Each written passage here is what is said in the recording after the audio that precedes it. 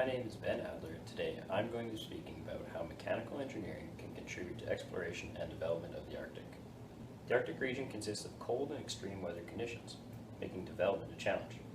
However, as the demand for resources increases, more and more people will look towards furthering growth in these areas. And although the Arctic presents a lot of potential, there are also many challenges associated with the mentioned conditions. Mechanical engineering will play a key role in ensuring sustainable, efficient, and effective development in these regions. I'll be outlining 3 specific fields in which mechanical engineering can contribute to in order to progress Arctic exploration and development. These include Arctic robots, solar power, and lifted buildings, all of which will be vital to sustainable development and further Arctic research. A great example of Arctic development is the Summit Station research post. Located 750 miles above the Arctic Circle, Summit Station sits at 3,216 meters above sea level at the top of the Greenland ice sheet. Summit Station is essential to atmospheric and polar research coordinated through the National Science Foundation, as its location and remoteness ensures pristine air quality. However, air access to the station is limited because engine emissions interfere with the strict demands of atmospheric and climate science. The majority of the station's supplies are delivered overland by tracked vehicles. To assist these vehicles, researchers are beginning to introduce robots, which can both guide a convoy and collect atmospheric data. These robots are fitted with ground-penetrating radar to detect crevices along their ascent. One example of such robots is the Yeti, a battery-powered robot developed by Dartmouth engineering students.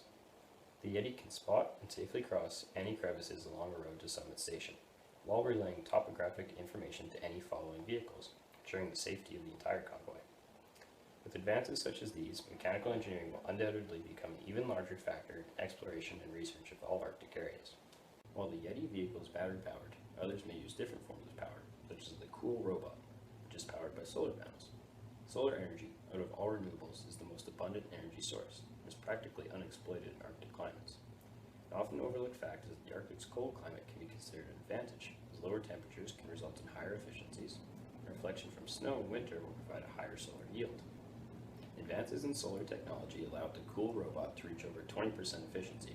Since its panels form a box, reflected sunlight will provide panels not facing the sun to receive nearly the same amount of power as those that do. As long as the sun is out, which can be 24 hours a day during the Arctic summers, the robot has potentially unlimited range. This machine is expected to conduct remote sampling and research alongside the Summit Station. Using robots instead of people will remove the threat of contaminating samples and data, limit researchers from working in harsh conditions, and greatly reduce research costs. Similarly, the National Science Foundation plans to convert the Summit Station's power supply from diesel generators to renewable sources, particularly wind and solar. These are only some possibilities for solar energy in the Arctic. There's also a huge potential for solar heating. However, there's a great need for improved storage of energy, which again will call upon mechanical engineers. Lastly, using engineering knowledge to design buildings which can be lifted will allow for more sustainable structures with a longer lifespan.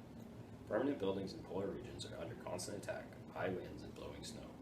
Traditionally designed buildings have to be continually dug out, reducing their longevity and demanding more maintenance. It is common for more than 2 feet of snow to accumulate in over a winter in Greenland.